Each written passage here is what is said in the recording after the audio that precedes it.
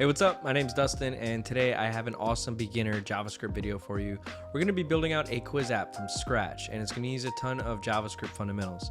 So this is a perfect project to follow along if you're just starting out with JavaScript or just need a little bit of practice. But if you want to follow along, open up your favorite text editors and let's get started. As always, the first thing I'll do is create a new folder. We'll call this quiz app, and we'll just throw this into VS Code to get started. Taking a look at our example, let's break this up into a few sections. Our first section holds the progress for our quiz, and it also shows the amount of questions that we have. This section will be pretty simple to code out, don't worry. The second section has our topic as well as the question itself, so that's also pretty simple. And the last section holds our multiple choice answers for the question. So before we get started writing any markup for this, let's actually create an app.js file first, and we're gonna create our questions data model in here. So we can write something like const questions equals, and we'll set it equals to an array, and this will be an array of questions. But instead of just one singular question, let's create an object. So our very first question object, and each question will have a topic. Each question will have the question itself. There will also be some possible answers, and since this could be more than one thing, this will be an array. And then we'll have our correct answer, which can just be a string. So taking a look at our very first example, let's try to copy some of this data down to our first object in our questions array. The topic we'll set as science. The question will be, what color is the sky?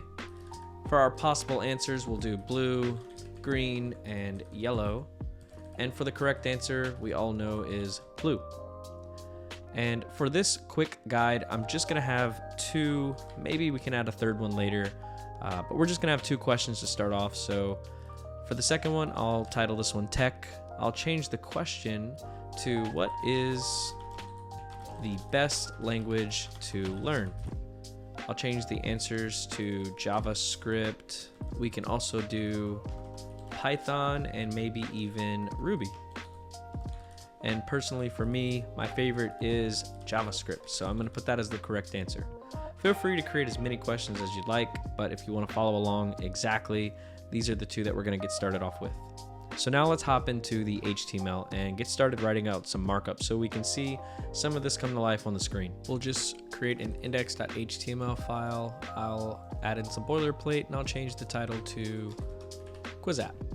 And judging by the UI in the example, we're gonna have three main sections, but I'm gonna create a container to hold the whole thing and center it in the page. But our first section is our quiz progress, so I'll create a container with the class of quiz progress, and we'll keep this empty because we'll use JavaScript to add in the necessary span tags, but basically this will look like just empty span tags, and one of them might have a class of scene or something like that. That'll give it a darker color so that we know that we've already gone through that question in our quiz. So the next section will be the question itself, so I'm just going to put question container, and then I'm going to copy that down and then change question container to answer container. And in the answer container, we'll have three buttons, and in the question container, we'll have our topic as well as our question. So let's also give these some IDs. I'll do an ID of question container, and I'll do an ID of answer container. And we might as well do a ID for the quiz progress too. So I'll just write quiz progress. And this is just so that I can select these in the JavaScript, because I do like to decouple my CSS from my JavaScript whenever possible. So we can use the class names for our CSS and the ID names for our JavaScript. So let's go ahead and remove all these span tags since we're going to render that dynamically. And that's basically all the HTML we're going to do. Now I'm going to create a CSS style sheet, and I'm going to work on the CSS. I'm going to speed this up since this is pretty tedious, but if you'd like to actually see how I do my CSS, feel free to slow me down. But be sure to check down below in the description for a link to the GitHub Repo if you want the full code, and just copy the CSS from there. But I'm going to speed this next part up and knock out the CSS.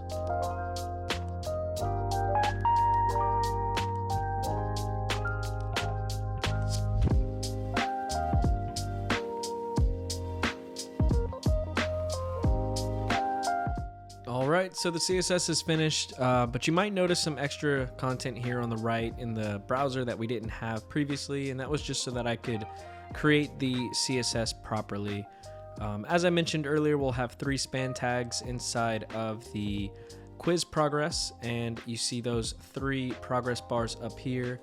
And if we give a class of seen to one of them, they'll have that color showing that they've been seen. And then also we have our question as well as our topic inside of the question container. And inside the answer container, we have 3 buttons. Let's go ahead and remove all of that extra markup since we're going to render that in the HTML dynamically through the JavaScript. Now that that's all gone, let's open up our app.js file and start writing some logic. Before we do any of that, we do need to hop into the HTML file and actually link up our JavaScript file. So we're going to do that first since we won't see anything if we don't. So, and I also noticed I misspelled question container. So if you were following along, make sure to fix that. But what do we want to do first? Well, we do have these 3 IDs here, so let's at least create references for them. We have our quiz progress, question container, and answer container. So in the JavaScript, I'll write const quiz progress equals document dot get element by ID quiz progress. I'll copy that down just a few times, and I'll change the variable names. So we'll do question container, and then we'll do answer container, and we will do the same things here.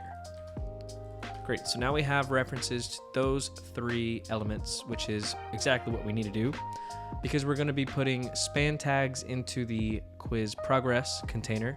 We're going to put our topic and our question inside the question container, and then our respective answers inside of the answer container. And that's pretty simple to do, so let's get started with that now. Since we'll want to do this every time we need to change the question, let's set up a function so we don't have to run the same code multiple times. So we'll do function handle question. And the first thing that we'll want to do in here is let's get a span tag into our quiz progress for every question that we have inside of our questions array. And that's pretty simple to do. We can do questions.forEach, and for each question, we want to add a span tag in our quiz progress container.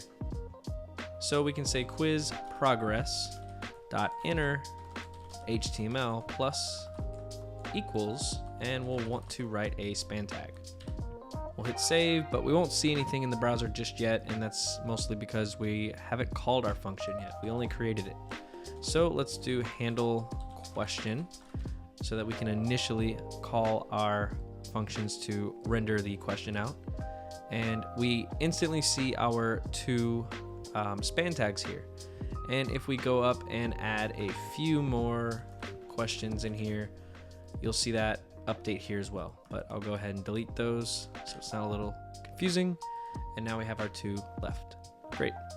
So let's put a comment in here, and we'll put handle quiz progress section.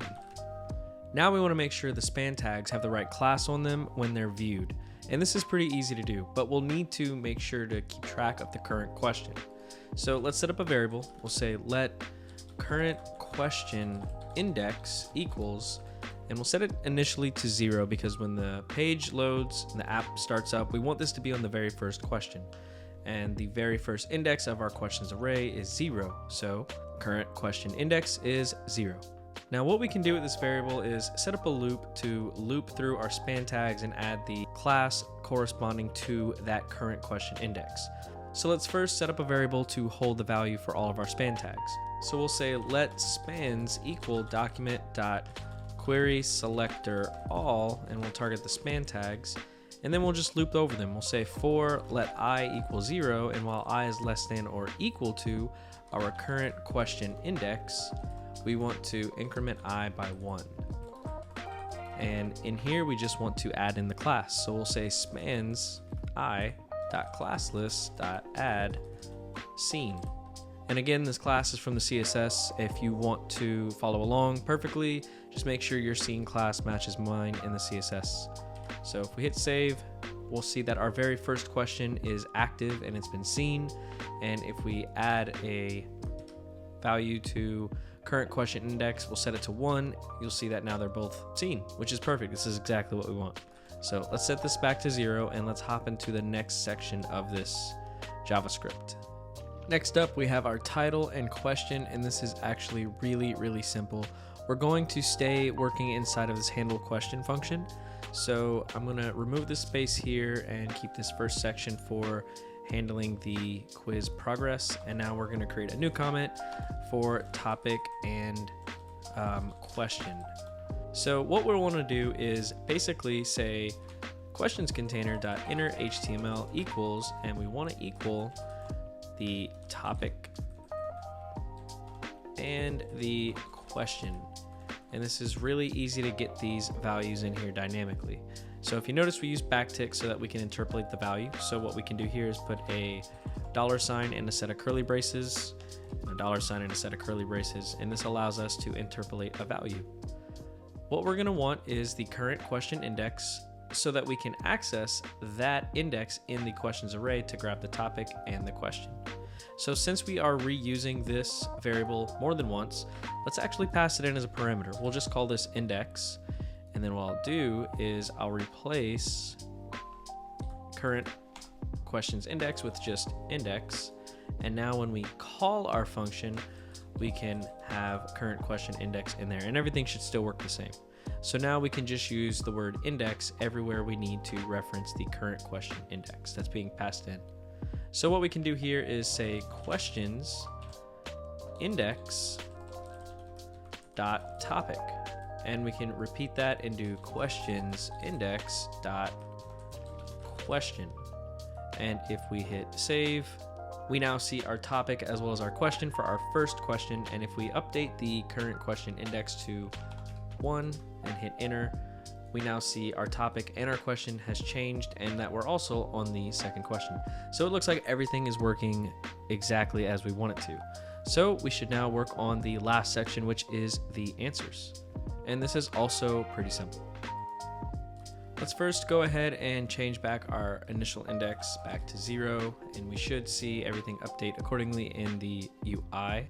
And let's go ahead and create another comment here. We're gonna write answers. So we're basically gonna do what we did for the question container. So I'm going to copy down the answer container, and this time we're gonna be looping over some answers. So instead of just updating the inner HTML right off the bat, let's run a loop. And I think a for loop would do pretty well here, but we're gonna use a for each method. So we can say questions, and then we're gonna grab the current index, and we're gonna say dot possible answers. Now remember, this is an array, so we can run a for each method on it, and we can write dot for each. And for each answer, what do we want to do? Well, for each answer, let's add a button with that answers text content to the page. And we want to do that to our answers container. So we can say answer container dot inner HTML plus equals, and we want to do a button, and inside we'll interpolate a value. We'll just do answer. And if we hit save, we should see our blue, green, and yellow for our first question. And just like last time, let's update that index. Actually, that's not the right index. Let's update it to 1. And awesome, now we see a topic, question, and set of answers. So this is great. So now that we have our display set up exactly the way we want, let's add just a little bit of functionality to where this sort of works, and we can switch to a new question. And this is really simple. Underneath the last bit of code that we wrote for the answers, let's start setting up a variable that can hold all of our buttons. So we'll say let answers equal document dot query selector all target button, and we'll basically let's change this to let, not let's, and then we'll just say answers dot for each. And for each answer, we want to run an event listener. So we'll say answer.add event listener. We'll listen for clicks. We want to grab the event, and we want to say if, well, for now, let's at least console.log the event.target.text content just to see if this works. So if we hit save and we click on JavaScript and then open up the console, we should see JavaScript there, and we do. Great. So let's hit Ruby, Python. Awesome. It works. So now that we have the actual text content of the button that's clicked, let's see if it matches our current question's correct answer property. And this is super easy to do. We can even write a if statement in here just to log it if it's correct or if it's wrong. So we could say if, and we want to say e.target.text content is equal to, and we can say questions, and we can use our index parameter dot correct answer. And if so, console.log correct, else we can console.log wrong. So let's hit save, and we do know that we set the answer to JavaScript, so I'm going to click on Python and it says wrong, and if we hit JavaScript it says correct. So now we sort of have functionality working for the actual correct or wrong answers. So feel free to do whatever sort of correct or wrong answer pop-up that you'd like to do for your project, but this is as far as we're going to go with this part. So now how do we get to the next or previous questions, right? So this will be very easy. Based off of this answer, it shouldn't matter. So let's not work inside of the if statement anymore. Let's hop right out of it. And we still want to work inside of our event listener, right? So we can say current question index, and we want to increment it, right? Now this would work, but eventually we're going to run out of questions. So let's wrap this in an if statement as well. We can say if, and we could say current question index is equal to questions.length minus 1. And that'll basically give us the number of questions, and we're matching it against the current question index. If that's the case, we want to just take our current question index and reset it to 0. Else, we want to increment it. So let's hit save. Let's set our initial, there we go. Let's set our initial index to 0, so it should start on our very first question. What color is the sky? We'll say blue, and we see that it says correct in here, but it did not update the UI whatsoever. So we need to figure out what happened here. Let's go ahead and make sure we are calling everything in the right place. Okay, so yeah, it does look like we do need this if statement inside of the event listener. I thought we did, but we put it outside of it. So that should work, but also all we're doing is incrementing this. We're not actually recalling our handle question function. So let's go ahead and do that again after we run our if statement. So if this first block is true, it's going to set the current index back to 0 and restart it. Else, it's going to increment it, and then regardless of which it does, it's going to re-render the UI. So let's hit save and let's give this a try. So what color is the sky? We went blue first, so let's go green and get this one wrong, which is awesome. That's great, and it sort of looks like it worked, but it looks like we're doubling up some answers here, and that's actually really simple to fix. If you notice, whenever we start up our answer section, we are appending new items to the page, but we're never actually resetting that or removing it. So this is a really simple fix. We'll just copy this answer container.innerHTML plus equals. I'll just copy that here, and right above the for loop, we're going to paste that, and we're just going to initially set it to an empty string, and this should work. So if we hit save, what color is the sky? We'll hit blue. It says correct. And then our next question comes in and it says, what is the best language to learn? And we can choose Python. It'll say wrong. And then it brings us back to our first question. Awesome. But just like the questions, it is doubling our span tags. So let's see if we can do the exact same thing here, but with the span tags. So right above the for each, we'll just say quiz progress inner HTML equals an empty string. We'll hit save, and now our app should be fully working. Let's give this a try. What color is the sky? We'll say blue, which is correct. What is the best language to learn? We'll say Ruby. We know the answer is actually JavaScript. Awesome. And it restarts our quiz, and it puts us right back on the first question. So I'm going to copy over a few new questions here. Let's change the subject from tech to math, And we'll say, what is 4 plus 4? And we can put in some numbers here. I'll put 7, I'll put 8, I'll put 9, and actually this one, let's give it 4 answers. We'll say 10. The correct answer is obviously 8. And this last one here, we'll just do something like random. We'll put here, what is your favorite energy drink? And I'll just put in a few brands here. I'll put in Ghost. How about a Monster? And let's go Red Bull.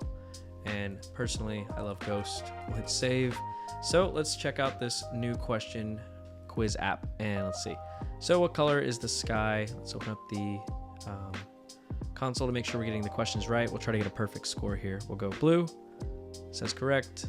What is the best language to learn? Let's go JavaScript. What is 4 plus 4? 8. I'll hit 8. And then what is your favorite energy drink? Let's go Ghost. Looks like we got all 4 correct. And we're now back on the very first question. All right, that's it. We did it. We built out a quiz app using just a little bit of JavaScript, and it wasn't too hard. So I hope you enjoyed the guide. Make sure to like and follow for more Treehouse tips. See ya.